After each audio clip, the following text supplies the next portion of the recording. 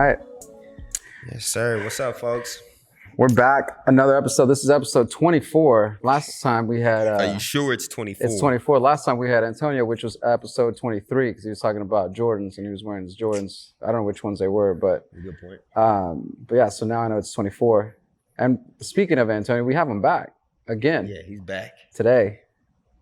He's taking... They talking about MJ was 23. That mean I'm Kobe then. I'm saying I got the Kobe. I mean, you know. You can keep trying to shoot for the stars, all right? Keep trying to shoot for the stars. We know.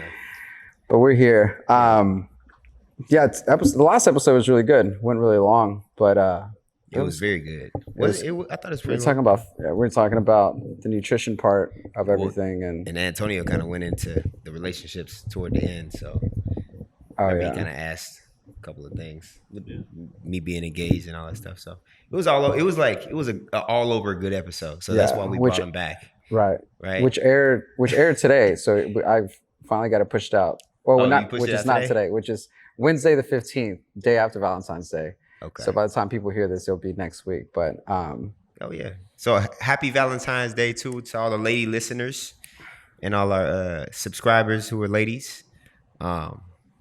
But yeah, we got a special guest. I know y'all heard his voice. Let's go ahead and introduce the man. You can introduce yourself, man. All right. He's a regular here at the. Well, let's let Antonio introduce him since we have two people on today. Antonio's coming back. Right, I think he might be like the third person on this podcast. Hey, I'll take it. So we have. Before you start, I need a proper introduction. So you need. Okay. We have a true Houstonian, all right, born and raised by way of A-Leaf, Texas. Is it A-Leaf, Texas? Is that how y'all say it? Because it's like A-Leaf. Katy, Texas, Sugarland. Is that how y'all do it? A-Leaf. I mean, if you really wanted to get into it, it's the SWAT. Southwest A-Leaf, Texas. From the SWAT.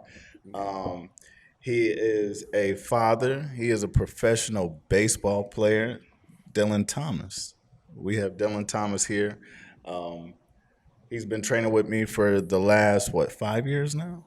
Since 2017, I think, right? So you're going to make me count. Okay. Well, I ain't want to count. Yeah, I can't count, so that's my way out of it.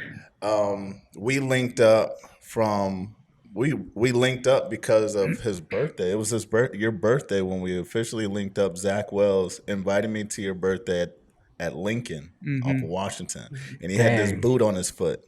My man was he was getting heavier.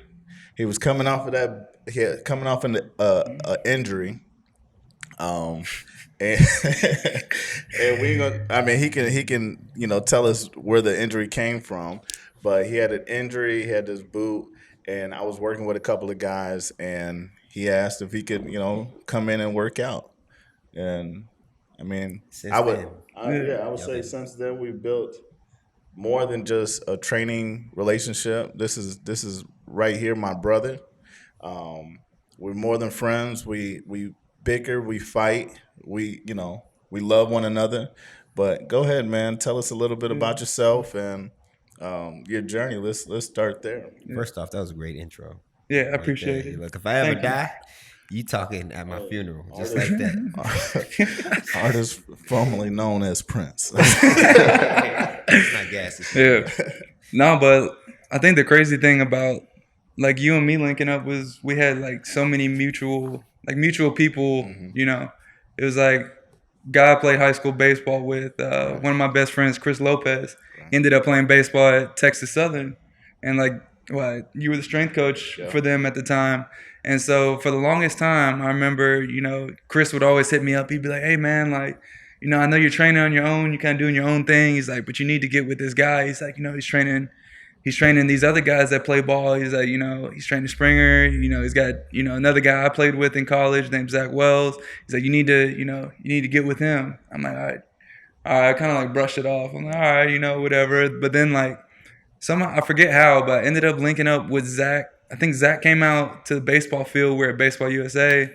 And then I seen, swole light-skinned guy walking across the field with Zach. And so, that was my first introduction to him was, I met him. He just, kind of brought Zach out. And we were doing some baseball stuff out there. And then, like you said, that's when I had my birthday was around that time. Invited Zach, Antonio came, and then from then on it was like he said. I mean, just linked up and shoot. He said we brothers now. Shoot. Yeah.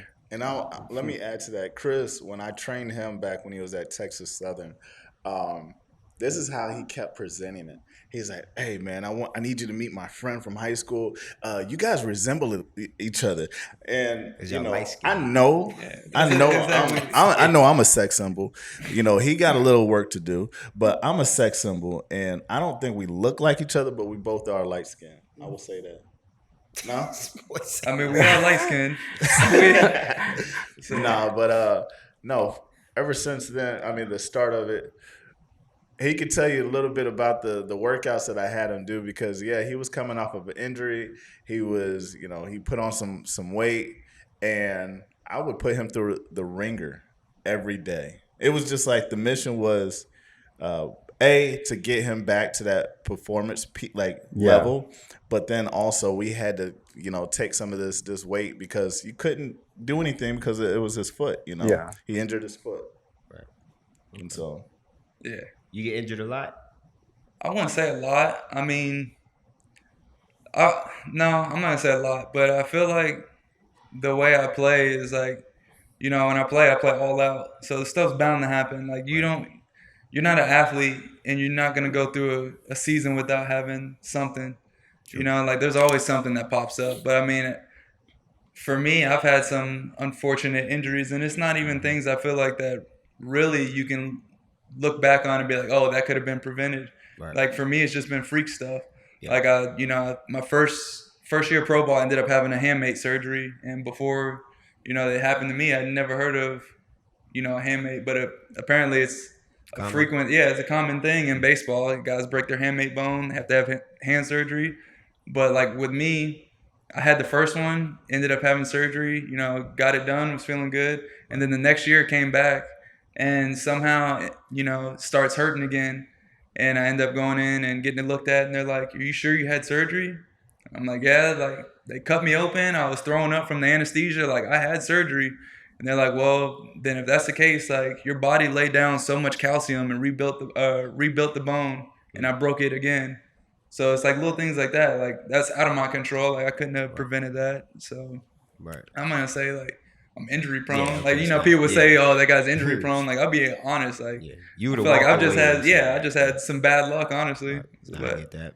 Better for all of it. So let's take it back to the start, man. What made you, and we were talking about Black history, what made you as a Black individual, Black man, as a kid, choose baseball over any other sport? Where did that come from? Because, in today's time, it's still hard for, individuals to see or even want to play as a Black kid, play baseball. And so we know it's an expensive sport to be a part of, but what made you and, your upbringing and your parents, how did that kind of go into the journey of baseball? Yeah, I mean, honestly, shoot, I remember my parents just put me in T-ball. I feel like it's just one of those things, like a starter sport, get your kid involved in something. And my parents signed me up for T-ball. I think I played 2 years of that. Had no clue really what I was doing. I was just out there ripping and running. But I remember we took a family trip. My dad's from St. Louis. We took a family trip back to St. Louis. And like that was the time like Mark McGuire was, really big doing all of his stuff. And parents got us tickets to the game. So we go to the, St. Louis Cardinals game. And I remember like walking into that stadium and just being in awe of everything. And I was like, man, like this is dope. This is cool. And like, this is what I want to do. Like, I think I was like 6, had to be 6 or 7 at the time. But I was like, this is cool. This is what I want to do. And I can honestly say like, that was like the moment where I was like, man, like I want to do this. Like after that, I think because we drove up to St. Louis. So we like driving back. And we had like a family friend, called her, my Aunt Donna. We stopped at Aunt Donna's house, and she lived in Oklahoma. And there was this park across the street, and we had bought like this little souvenir ball from the stadium, and didn't have any glove or anything. But I made my dad go across the street, and we played catch every day that we stayed you know, at Aunt Donna's house, and then just coming back just continued it. You know, I told my parents, I was like, y'all are signing me up. Like, I'm playing baseball, y'all are signing me up. And so, like, I don't know, I just got into it like that, but I just genuinely fell in love with it from the start. I don't think there was like one like person or anything like that looking at that made me say that. Like, I just fell in love with the game of baseball as a whole. And then, I mean, growing up, obviously the more I've gone along, it's been a journey, and you know, I look at different things that, you know, I've pulled inspiration from, and to, you know, kind of keep me going. Like, I know it's controversial, but like Barry Bonds, like looking at Barry Bonds, like that was my guy. Like, man, I want to be like Barry Bonds. Like, you know, he's left-handed, I'm left-handed. You know, he's, you know, a man of color. Like, I'm a man of color. Like, you know, that's who I want to aspire to be. And like, I've worn 25. You know, I've worn 24 because of him. Like, I've tried to, like, in a sense, model some of the stuff I've done after him. Obviously, you know, I ain't got to that point, but you know, you made it. You made it to the pro level, right? Yeah, 100%. What high school did you go to? So initially, I was at Fort Bend Bush, which is a school over there in Richmond. I went there my freshman and sophomore year.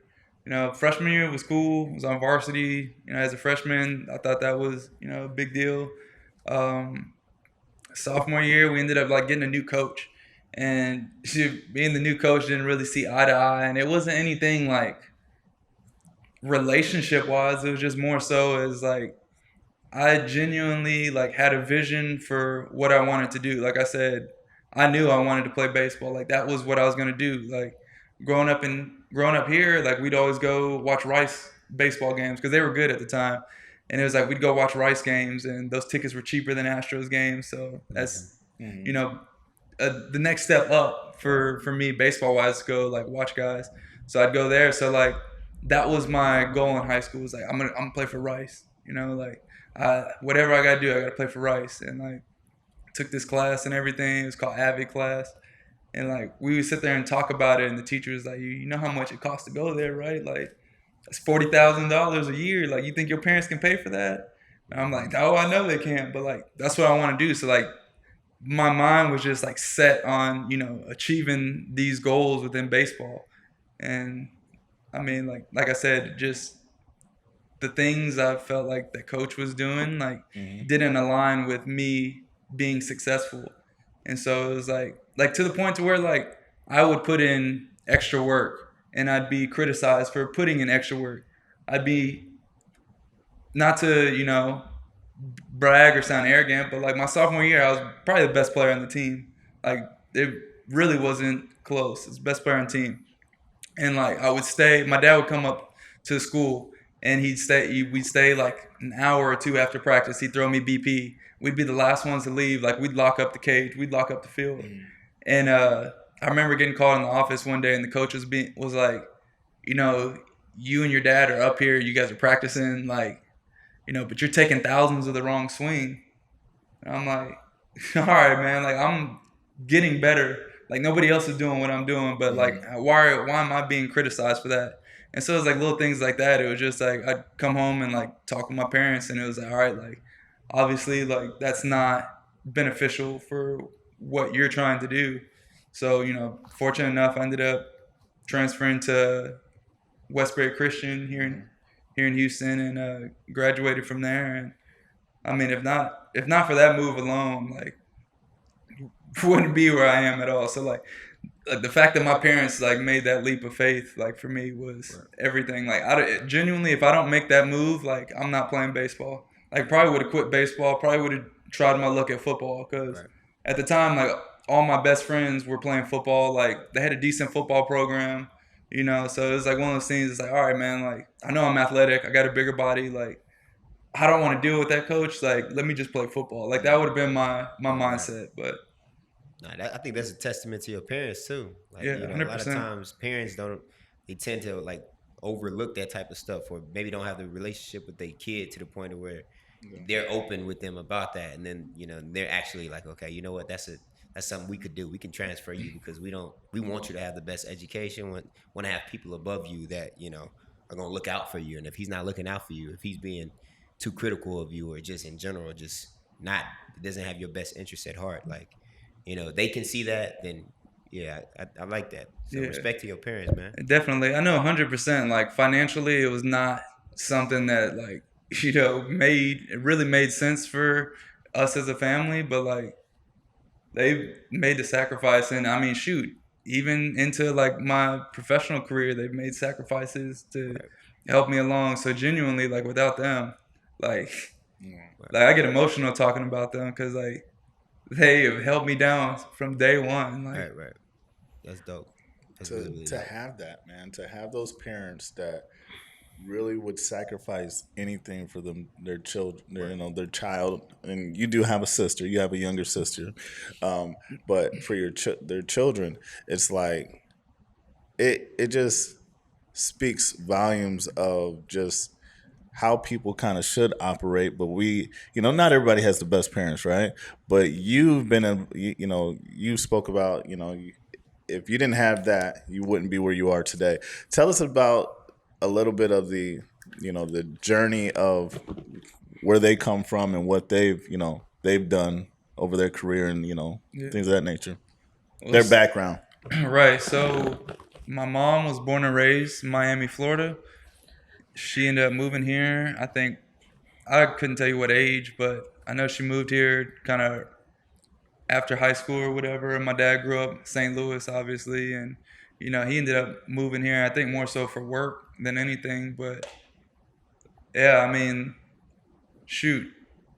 Honestly, I remember my mom growing up. Like she would work 2 jobs. Like she was a school teacher. She'd get off of work and then she'd go like sell perfume at the mall. I think it was called Foley's at the time. But like she'd be the lady like handing out, the sample strips and all that stuff. Like so she was working 2 jobs, and then it was like my dad. He worked at the sugar factory over there, Imperial Sugar. He worked there for I think 20 years, maybe more. But he was an electrician, so like he worked there, and he was always on different shifts and stuff. But I remember a lot of times like he would work graveyard shift. So like, he's leaving to go to work as we're going to sleep, and he's getting home at 7 a.m, as we're going to school. And then they ended up folding as a company and everything here. They shut down that plant.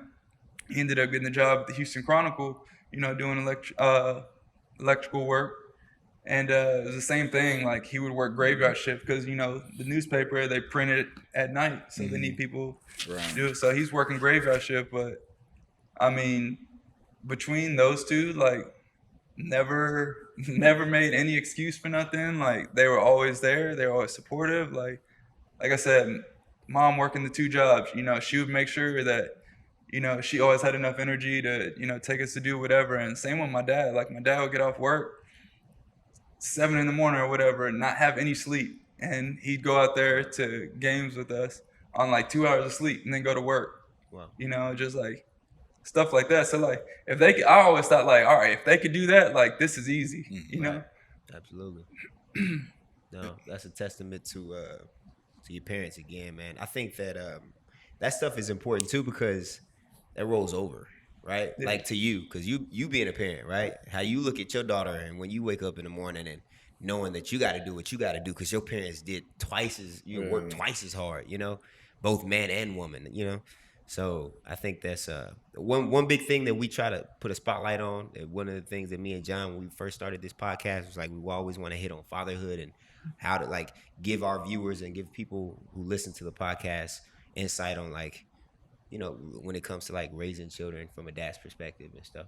And I mean, just hearing that type of stuff right there is kind of like, it's just one of the biggest things that kind of hits the heart. I'm like, man, a lot of people, they don't have the best situation to start, but they make the best out of it and they do what they can for their kids. For sure.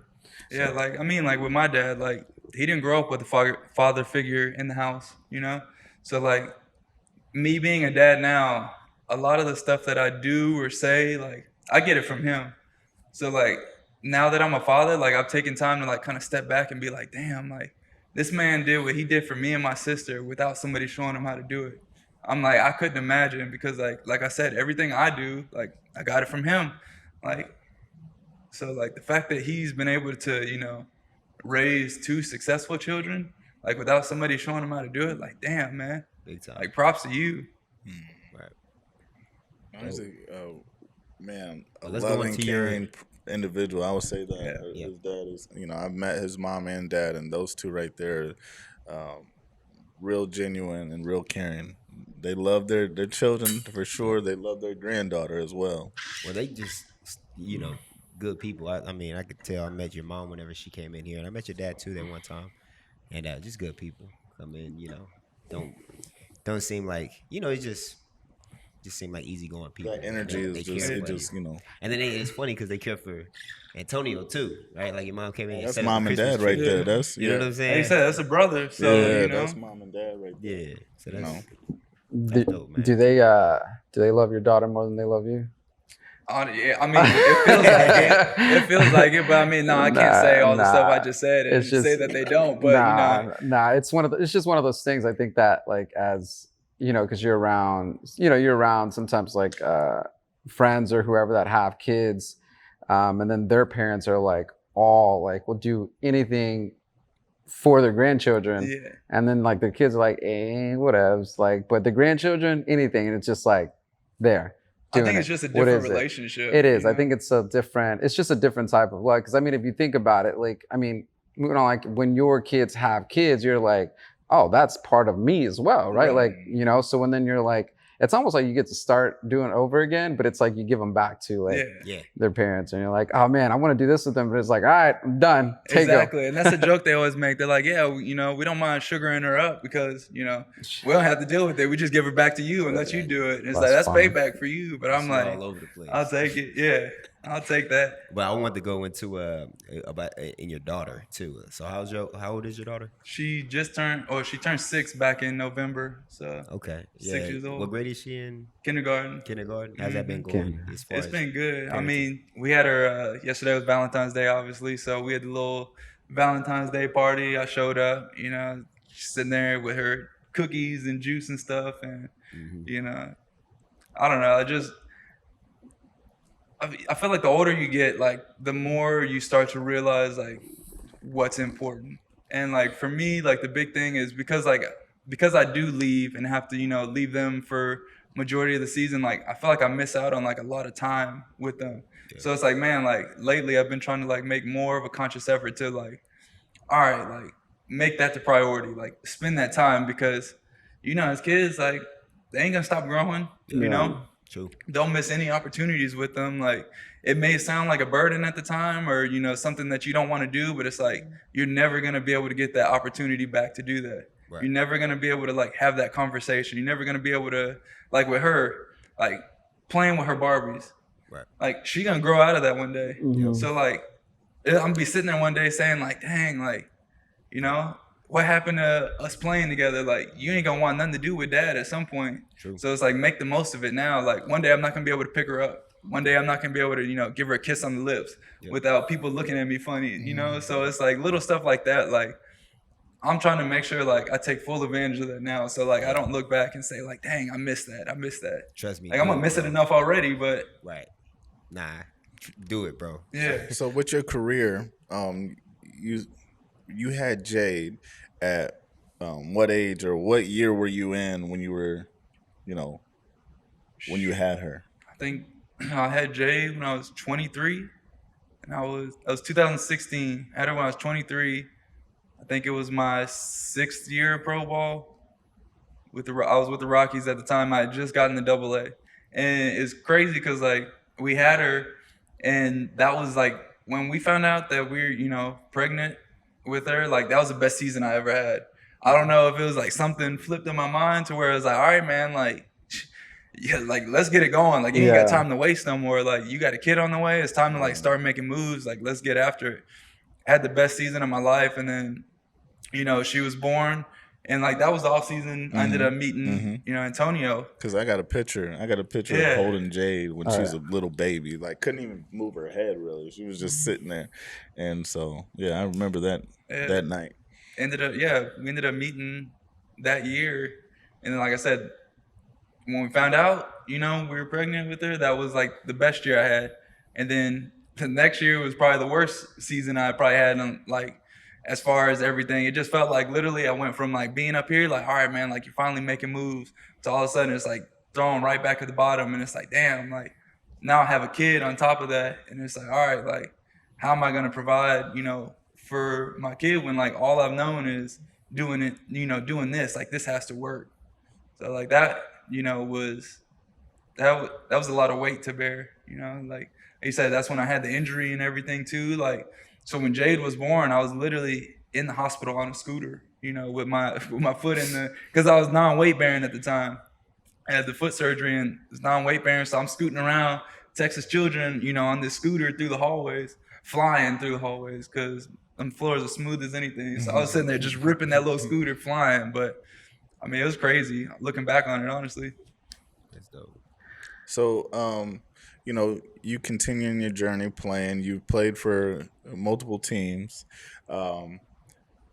With the, moving around a little bit, we understand that, when the season gets started, you go to spring training, so you have to leave. What is that like? What do you do before you leave and like to spend time with Jade and like make it memorable before you take off? What are some of the things that you try to, focus on the most?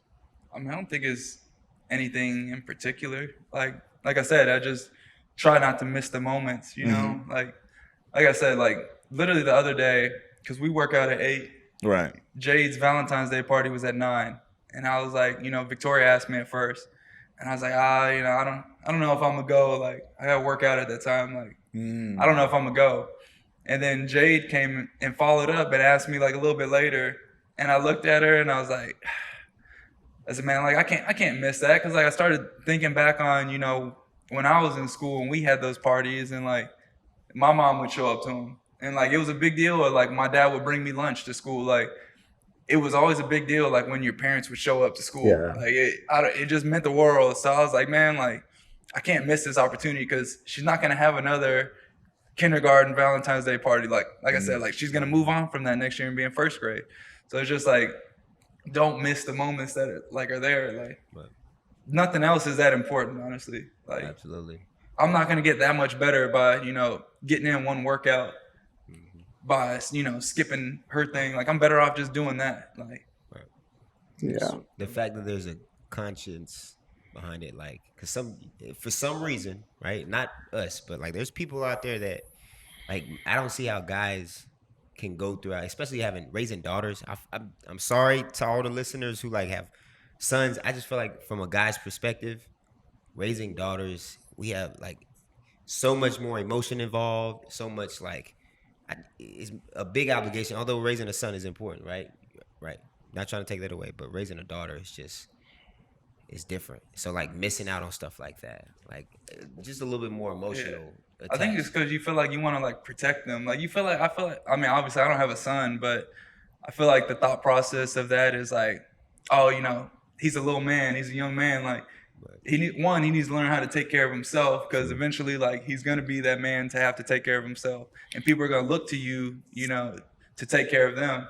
But it's like when you have that daughter, it's like, all right, like I gotta be the protector, The same way I'm gonna look after her mom, like I gotta show her, like, this is how a man is supposed to treat you. Right. So I feel like that's the like energy and like the mindset that comes with having the daughter. Like, to be honest, I was more excited, I think, than anything when I found out I was having a daughter. Like. I would obviously love either one, either way, like it wouldn't have made a difference. I'm gonna love them, but I think having the daughter, it changes. It just made it, like took it to that, next extreme. Like, all right, like you really doing this now. Like you having a little girl, like get it going. Like you gotta be that man, like 100%. In every situation, show her like I said, how a man is supposed to treat you.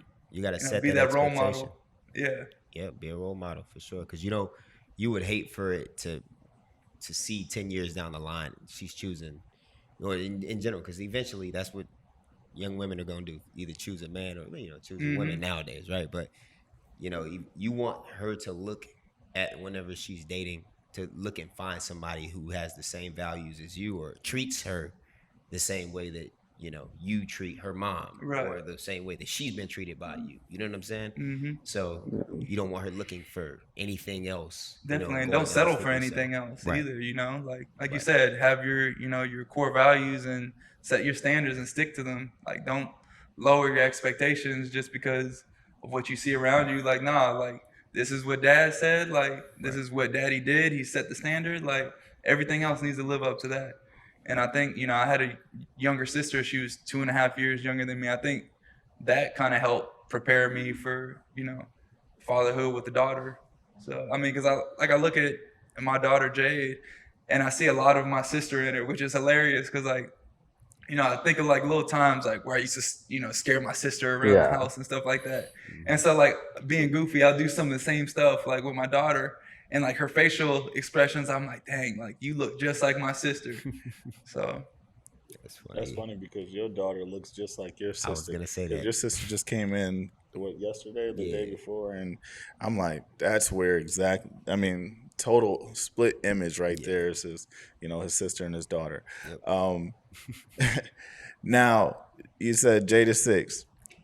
She's coming into that age of playing sports. Now, how is she in sports? And then also, you being a pro baseball player, how do you separate being the athlete, but then also like being the dad coach and then the parents? I need all this. I need dealing with the parents. Yeah, the dynamic of it all. I feel like dealing with the other parents is the toughest part because it's like, one, like some of these people, everybody has their different experiences in life. Some people have, I said, I've been fortunate enough to make it to the professional level playing a sport. Like, I understood everything it took to get there, but I grew up in a family where, like, both my parents, were athletes. Like, they did, even if they didn't play at the highest level, like, they understood, like, some of the core values that comes with it. There's, like, some of these other parents that, they take the kid out there and, like, they're just out there, or either they're trying to, like, live through their kid and, like, and, like, for me, that's the hardest part. It's like I look back and not look back, but, like, I look around and I'm like, all right, just make sure, like, you're not that parent that's, like, being too hard on their kid. Right. And, like, I always, like, ask Victoria to, like, check me. I'm like, please, if I ever get to, like, that point, please, like, let me know. But at the same time, like, I'm not trying to raise you to just, like, crumble as soon as something gets hard. Like, it's going to be tough. Like, if you're, no matter what you do, like, sports or not, life is going to be tough. Right. So, like, when you have to do something, like, sometimes you just got to suck it up and, like, do it. Like, if you're saying, like, that's what you want to do, like, okay, like, I'm not going to force you to do anything, but you told me that's what you want to do, so so do it. And this is how we're going to do it. And if that's not the level that you are going to do it at, like, then you don't need to be doing it. Don't tell me that you want to do it if you're not going to do it to that level. Like, she's 6 years old and sitting there, like, at 6, they don't really know how to catch the ball yet. She's playing softball. She don't know how to catch the ball. And, like, we're in the cage one day and I'm rolling her balls and, like, just lightly tossing them. And this girl had a meltdown, like, freaking out. I can't catch it. I'm like, Jade, I don't expect you to catch it. I said, I just want you to learn how to move your glove to the spot right now. Like, you shouldn't be catching it. Like, if you were catching it, you shouldn't be playing 6-year-old softball. Like, you should be higher up. And she's sitting there, like, basically throwing a tantrum on the floor. But I'm like, no, like, we don't do that. Like, she took her glove off and threw it. And I'm like, do you see me do that? I was like, when daddy messes up, do you see me lay on the floor and cry? Like, do you see me throw my stuff like that? I'm like, if I don't do that, like, you don't get to do that, Like, it's just, like I said, there's certain standards that, you have to live by, regardless of if you're, trying to pursue it to a certain level or not. I just feel like there's, like, so many, like, good things that come from, youth sports, like, teaching you how to work with other people, like, especially team sports. Like, it's important, I feel like. My daughter has been adamant on not making me put her back in the track. I'm going to put her back in, but she doesn't want me to. Every time I talk about it, she tries to, like, Dad, I'm not doing it. And so this is what my question to you. What if your daughter came and said something like, hey, I don't want to do sports anymore? What would you say? I'd be fine with it. I mean, I've just said, like, I don't care what you do. I genuinely do not care what you do. You can do whatever, but whatever you're going to do, like, you need to do it full force. Like, don't half-ass anything. Yeah. I don't care. Like, if you say, you know, you want to be the smartest person in your school and be valedictorian, okay, well, you better hit them books. Like, don't be sitting here saying that you want to do that and, you know, you're not making straight A's or whatever. Right. You know, don't tell me you want to do dance and you're not practicing your numbers and all this stuff. Like, whatever you want to do, I'm completely fine with that. I'm going to support you with whatever. But if you're going to do it, do it. Like, yeah. Don't just be saying, and you know, I'm in it. Like, nah, we're not. It's one of those things too. Like my daughter, so we put her, me and her mom, we had put her in softball, put her in soccer. I want to say that was probably it. And then she ended up playing tennis in junior high. So those are really the only three things I want to say that she did. That was really, so, but when we'd tell her, it's like, hey, if you want to play a sport or if you want to do this throughout the season, you're going to finish it. Because sometimes I feel like some parents give the kid the out.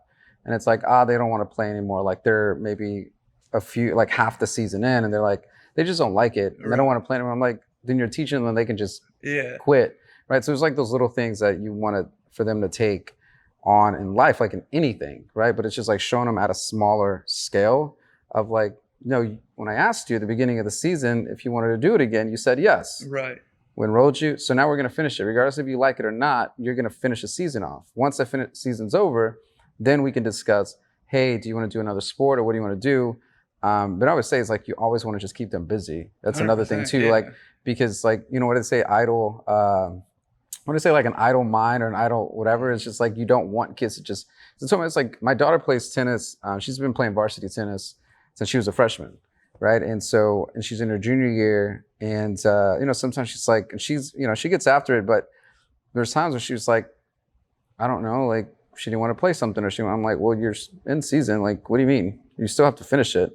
Right. So I think that's what you want to teach kids growing up. It's not necessarily like, oh, I want you to be the best at this sport. I want you to be the best at that. But I'm also teaching them like, and you'll know some kids have it that they are just like baseball's their life. Football's their life. So, like they would play it when they're not even practicing. Like they're at home with the ball. They're like, you just know. Right. There's some kids that are just doing it. They do it. And they enjoy meeting their friends or whatever. Enjoy that. And you're like, okay, cool. It's something for them to keep them busy. They love the teamwork and all that. And as a parent, I think that's where you have to realize, oh, my kid's really great at this. A lot of potential. And it's like, maybe we keep practicing or whatever. And there's some times where you're just like, yeah, you just got to be real. Like your kid is not going to be that good. 100%. And you have to just, as a parent, you have to be humble enough to just be like, man, I love my kid. They're not really great at this. So maybe we can try something else or maybe, be interested and kind of just see what their interests are. That kind of goes to that. Like, and you don't want to drive your kid where you're like, man, my dad made me do this and I don't want to do this anymore. Right. Like I had so much because eventually they get it to that time where they make it their own decisions. They're like, I'm not going to do this. Definitely. I mean, I went through a period, even with baseball. I think I was like 13 years old. And I was like, I told my mom, I was like, man, I don't know if I really even want to do this anymore. Like, I'm kind of, I'm kind of over baseball. I just want to play football. And she's like, no, like, you're going to keep doing it. Like, you're good at it. You're going to keep doing it. Like, I don't care. You're going to keep doing it. And so, like, I feel like whatever you do, like, there are going to be times where, like, it gets difficult and like you are gonna want to quit, like just with anything. And like I said, that's the importance of like the value part of everything. It's like, like it is gonna get tough. Like life is gonna get tough. So you just quit like when life gets tough. Like I feel like now as parents, like the older you, or just in general, like the older you get, you realize that like not everything's easy. Yeah. And like I know for me, like once I'm done playing, like I'm gonna be set.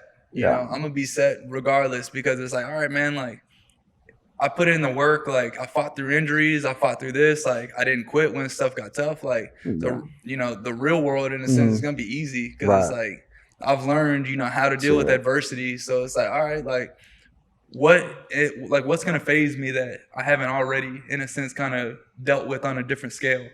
And like I said, like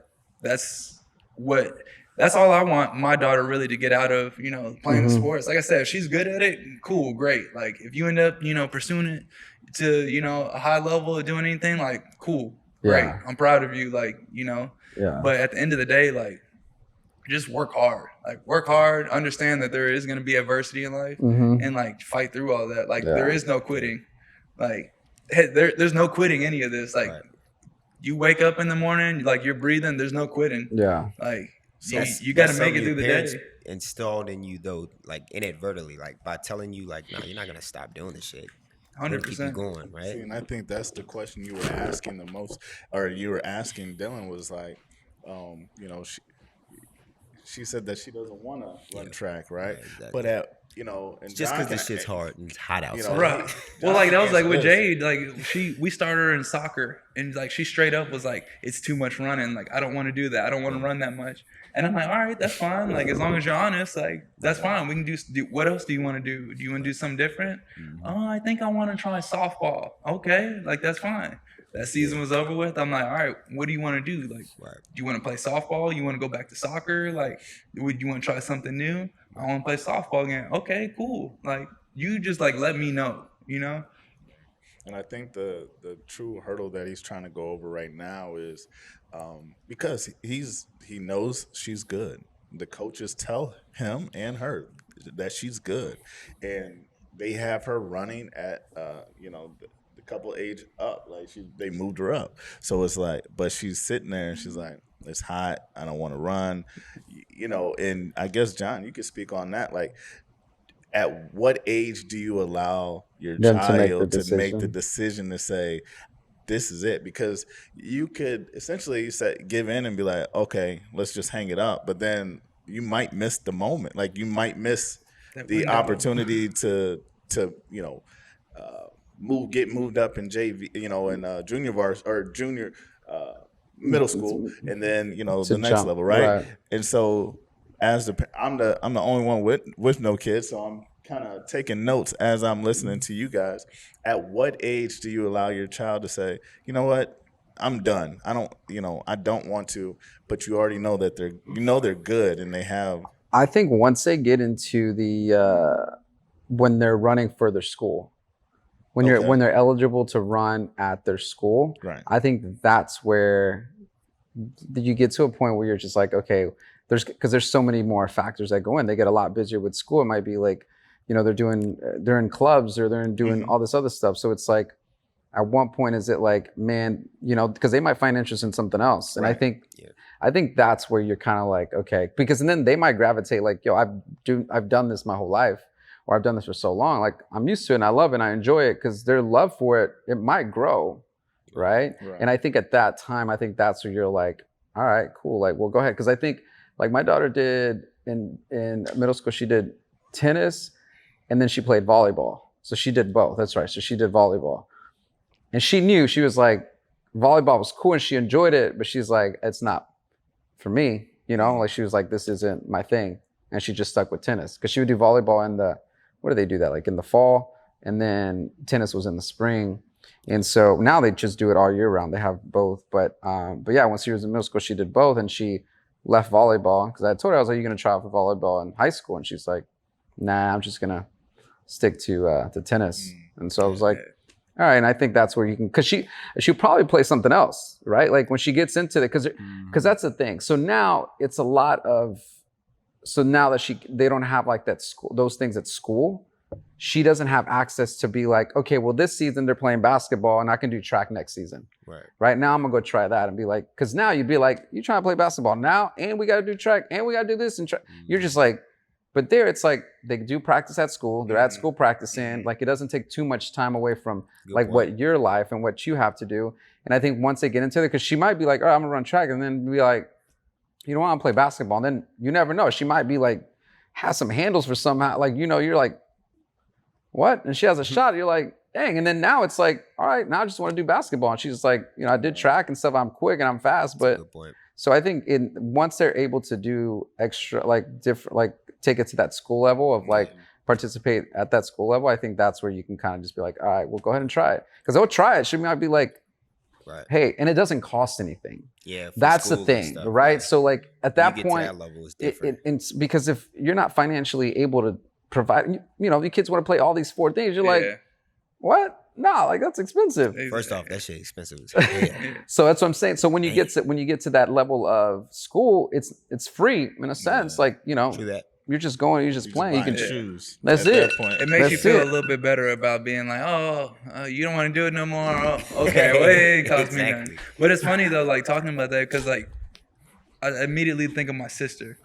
Like in middle school, she wanted to go out for basketball. 6 feet tall, like she an inch away from being taller than me. Like she wears heels, like she's towering over me. Yeah. Like she's every bit of like.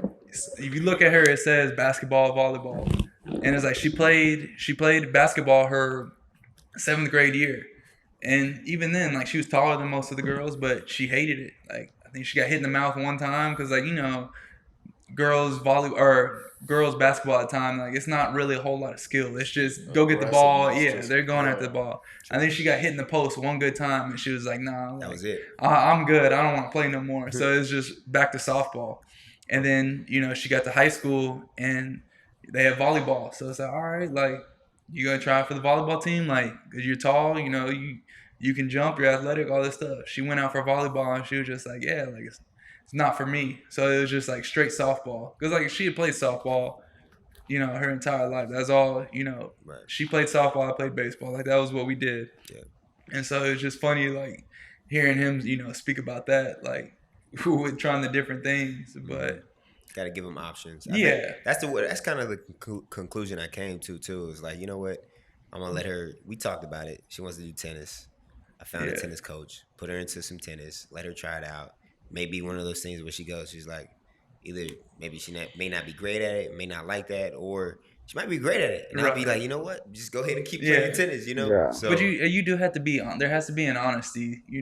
Right. Like when you like you said, like you can genuinely, at a certain age, look at a kid and be like, okay, like you have potential to, even if you say, all right, not become like, professional, like you can at least get a scholarship out of it. Like you're that good. Like, right. So like being honest with them to like that point to where like they understand like, okay, look, like, there is certain things that you can make come of this. It may not necessarily be, first thing on your mind to where you're like, I want to be in the Olympics or I want to do this, but like, you can get your school paid for. So, whatever degree you want to get, you can take that after that and do it like with my sister. Like she played 4 years of, college softball, got her degree paid for, ended up going and getting her master's. And, now she has a master's degree basically from softball. Yeah. Like that led into that. Like, right. So, I mean. And then I'm pretty sure she got like fun experience throughout college with softball, being able to be an athlete, meeting people and stuff like that. Yeah, I mean, just getting to travel, go different places. Like, there's so many different perks that come from, doing things like that like may not be like what you're thinking of initially, but I'm sure like when it's said and done, like you're glad that you did it. You're glad that you stuck it out because it's like, all right, look, I got to go here. I got to do this, I got these shoes, that from the school, like these exclusives, stuff like that, like all that stuff. Like there's so many different perks that come with, being an athlete. Yeah, for sure. Let's switch the topic. And Valentine's was yesterday. You two and I, we spoke about this. He always trying to put shine the spotlight on other people. No, but listen though. Oh, you got a girl? Yeah, I do. But I want to say this. Within the last year, and we spoke about this the last episode, you proposed, and then you recently proposed. You spoke about Victoria, your fiance. Let's talk about that, going off of Valentine's, the dynamics of her, helping you through the process of your journey of, wanting to continue to pursue baseball. Like, how do you, how is that relationship and, what has it grown to today? I mean. Yeah, I mean, it definitely hasn't been like, I would say the most conventional relationship type. Like when you think of having kids, most people think of, all right, like, I'm going to meet this person, I'm going to get married, then we're going to, have a family, or either like, regardless, all right, we're going to be financially set up, like everything's going to be perfect and we're going to have our kid like in the most ideal situation. Yeah. That was the complete opposite, of what happened for us. It was like I said, I was in AA, like struggling, like you don't get paid good in the minor leagues. So, end up having Jade. And then the next year, like I said, had the worst season. And so, I didn't have a job and I had to, go play independent ball.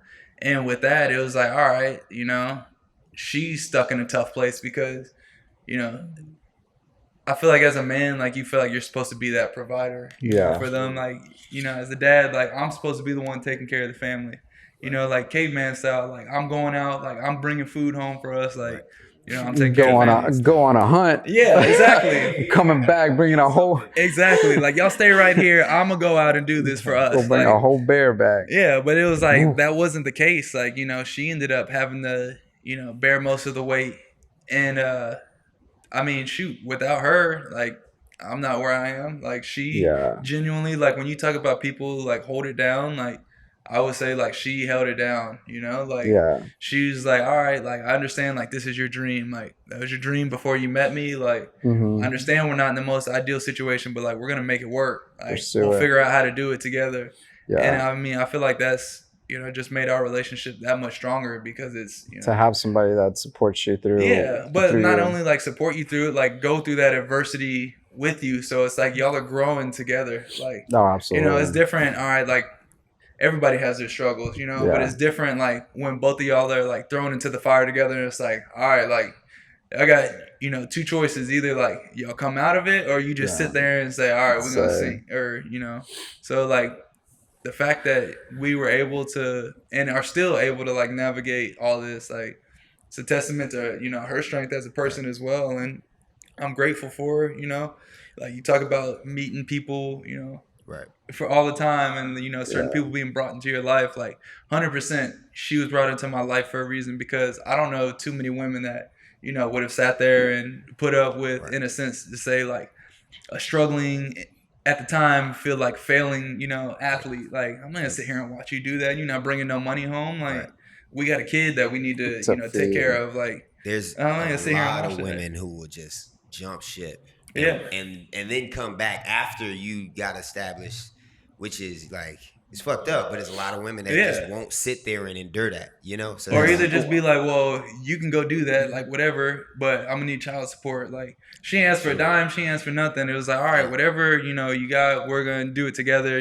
Just contribute what you can contribute. Yep. And so it's like, I mean, I had to go work a bunch of kind of bullshit jobs. Like, all right, I'm trying to get some lessons here. I'm gonna pick up coaching with these teams. Like, we're just gonna try and make it work. Like whatever, some type of money is coming in to until something breaks. But that's crazy. And you see a lot of athletes that are like big famous athletes that have stuck with their significant other since they were like in high school or like in college. And I think like you saying that sometimes I feel like because you go through so much together growing up, I think a lot of them are just like, they've gone through a lot. And not to say we know their whole backstory or whatever that's happened, but like, you're like, some people you're like, damn, they've been with their person since like high school, since like college or whatever. And it's just like, and like now they're so far in the league and like successful and all that. Because I think sometimes society's mentality is like, oh, well, they probably got like, someone else or, like surprised that person is with their sweetheart or whatever from whatever. Think about LeBron James and all the fame, like the most famous athlete on the planet, right? Been with the same woman. You know what I'm saying? We don't know what people do. I'm not trying to assume nothing, but I'm saying LeBron James though is, he's not in the tabloids. It's not like women coming out like LeBron, like Kobe. Yeah. Kobe had women come out. Now I don't know what LeBron did differently to Kobe. But LeBron, he operated a lot different. So testament to LeBron and handling his business, but also to his relationship with his wife and her, them being together and being so solid that nothing's going to, push them apart. Cause it's not easy. I feel like being, a woman that dates an athlete. Like I can't speak because I'm not, a woman, but just I know like looking at it from my perspective, like it can't be easy. Like even when they come support you at your games, you can look up in the stands and you see women sitting in the stands. You know what some of them are there for. You can tell it's written all over, their face or the way the dress and stuff like that. It's like, all right, you came because you're trying to attract, an athlete. And it's like even nowadays, especially nowadays with social media, it's pretty. It's so easy for somebody to just slide the DM. And it's like, man, I didn't even ask for that. Like, why are you? I saw your game. I saw whatever. Like exactly. So like the fact that they're able to just like stay level headed and did she ever like get a little little jealous here and there? Like not like No, she doesn't. Not overly anymore. jealous? Like when we first, I'll be honest. Like when we first met, and I mean, part of it, rightfully so. All right, I feel like I was liking other girls' pictures. That was back when like Instagram had like the like, you know what I'm saying, the likes, the followers page. Oh yeah. And she's Oh, like, where the photos you like? yeah, Remember why, when they had that? yeah. Why are you Thank liking that goodness girl's they got rid photo? of it. Why are you liking her? Why do you follow her? I'm like, Instagram did us a solid by getting rid of that, bro. Yeah. Like Oh, seriously. why are you liking all these photos? I ain't liking no photos, Yeah. you know what I'm saying? But I'm saying though, like I remember that. That Yeah. was terrible. And it was just a headache. So yeah. Yeah, that's crazy. Cause yeah, and I think see it. yeah, because I think if you flip it and you put it in the other shoes, like you'll see guys that are just your regular dudes that are dating successful, like maybe athletes or Well, like a models Serena or Williams husband in a sense, like Yeah. that type of. yeah, it's You just get like the most successful, female athlete on the planet, and in a sense, you're just a regular dude. yeah, Like, and you're in just comparison to her. So it's like, shit. there's no way that I'd be able to sit back and, not feel at least a little insecurity on my side. So Yeah, that's true. Nah, I was thinking like from a male perspective, I wonder like during that time, right? Imagine like seeing your girl like liking like somebody photo, like some shirtless photos or something like that, man. That would, woo, man. On the like, you know how they say women can take the butter shit, but like when men get something, it's twice as bad. I would be hurt. I mean, that's breakup problems right there. We always had like me and her had this joke because like you see guys like running on the street like shirtless and stuff, and I'll be honest, like I ain't got six pack. You know what I'm saying? Like I'm an athlete, but I ain't got six pack. Like I love to eat way too much for all that. And like I'll see a dude like running down the street and like Was it Matt? no, but like if we saw a Matt running down the street, with his shirt off or whatever, I look at her and be like, "Is that what you want me to look like?" Like I would just always like anytime. I still do it to this day. I'm like, "Is that what you want? Is that what you want me to look like?" And she just looks at me and is like, "Shut up." But That's funny. She don't fuck with you like that though, huh? No, she You see like a little chick walking in, she like, Nah, I don't. You just know. I don't know I if the mean, joke would go, go over too well that way. yeah, no, I was about to say the other way around. Babe, who are you talking about? I ain't even see nobody. You can't even respond the same way. Babe, my eyes on the road. I'm driving. I'm trying to stay. What female you talking about? Yeah, 10 and 2. I ain't going nowhere. That's funny. Man. Oh man. That's But crazy. yeah, so But yeah, man. So you got a journey coming up. I mean, with wedding plans, I hear this man talking about it. I know you got your wedding plans in the future. That's another step that y'all got to deal with coming up soon, possibly within the next couple of years. One thing at a time, man. Like I know, right? I'm still sitting here looking at the bank account from that ring. I'm like, all right, now we got to do what? Jesus. You're like, nah. There's more to this. Yeah, I know. The wedding. Well, like, you got to get a wedding band too. baby, I thought your dad was paying for that. Ain't that how it worked? I thought your daddy had I paid for know, it. right? Shoot, There's man, a somebody gotta come out of pocket. So what we there's a did, courthouse. too, is we got Yeah, a honey fund. trust me. I suggested that. Get a honey fund. Yeah. When you start planning all this stuff, it's like almost like a GoFundMe where people can donate instead of, because one thing we don't have a house yet, right? So we're like, ain't no reason for people to like send us a toaster, right? We don't need no toaster. We got like, and we probably are gonna get a house like maybe like a year, like some, after the wedding and all that stuff. Probably gonna take a little bit of time. Honey fund, people gonna just donate whatever they want to donate, and then hopefully that stacks up. We probably may not even use it on the honeymoon. Just be some extra cash to have in our pockets. You know what I'm saying? So that's a good idea. Yeah, that's a good idea. I mean, shoot, I sat in here and listened to y'all talk about the engagement part before. I mean, that helped me out a lot with sitting here, hearing you talk about it, and then a couple of the other women that are in here, like that kind of helped ease me because I was sitting there honestly like low key panicking. I'm like, man, like I know I'm doing it, but like, I don't know how to do it. Like I know what I want to do, but is it gonna turn out that way? And like, then you get 30 different things in your head, and you're like, fuck, Yeah. I already have my idea. yeah. But now I'm thinking about 30 other things. No, fuck that. I want it to be perfect. It's got to be perfect with her. But then hearing like some of the other female clients talk about, oh well, it was sweet, even though this, and this. I'm like, all right, cool. Like, as long as you you give me that perspective, like I'm good. But Nah, 100%. Mark it down. Well, thank you, Dylan, for coming on, man. Look, I guess we can just wrap it up. You got any other questions? Y'all want any other topics y'all want to run through before we? We gotta have a part two. I like having other, people on in general. That's why, of course, we had Antonio on a couple times because it's always good conversation. But I think we could have let this run. Definitely, yeah. We could have let it I'm run. enjoying this way too much. Right, Honestly. that's what I'm saying. Sometimes you get fun. to talk about just, have some guy talk, but also, I think we kind of hit, an emotional side with the fatherhood, with, as far as like how we were parented, where you in general getting that part right there, but then how to parent too as well, your experiences within your realm of work, right? Because what you do is your career, right? So, all of that, I'm sure would be interesting for people. If y'all have any questions, viewers, listeners, and stuff like that, feel free to hit us on our DM and stuff like that. Y'all got any other questions for Dylan? Not those type of DMs. Yeah. Though. Like we said, we don't need those type of DMs. The Yeah. first question: why you wear them shorts so much? Hey. The hoochie daddy shorts. Hoochie daddy shorts. So, all right, that's what I come in here for. Right? So I can wear these. Show the legs off. Exactly. But yeah, appreciate you and you too, sir. Both of you guys, man. I appreciate you having me. Yeah, we definitely have to run this back though. We Let's will. do it, man. What's up, Yeah. bro? Look, we here, man. Look, Yeah. you hear you hear all the time. So shoot. I'm Let's just sit here. here. Yeah, shoot. We need a longer time. Longer time. Like just let it run. Yeah. There's some more topics that Yeah, we gotta definitely. go. We gotta Yeah. hit. Yeah. We can just shoot. And just I was keep gonna- on going. I'm sure we'd be spitting. I know you guys don't drink beer, but guess what? I've been on this non-alcoholic beer. This guy. Oh my God, this guy. See, right if guy. I'm gonna drink beer, like Yeah, I know. I know, but I think it's more like a personal thing. I need to not drink alcohol, so I just drink beer. That's got you. non-alcoholic. I took some Man. for the Super Bowl, my cousin's house, and he's like, "Yo, why are you drinking that? It's like kissing with no sex."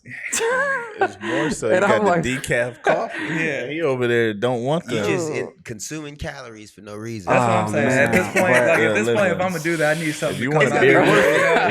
Yeah. If you be want a worth dad bod, just say it. I want the dad bod without the alcohol. Without the hangover. Let me keep this dad bod. Oh man. Oh, man.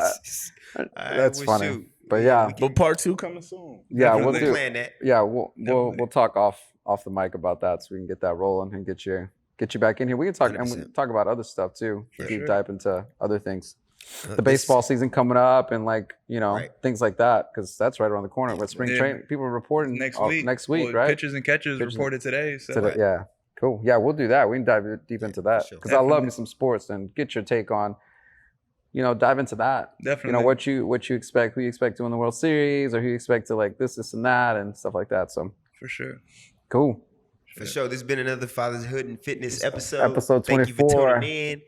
Deuces. Peace. See? That's it.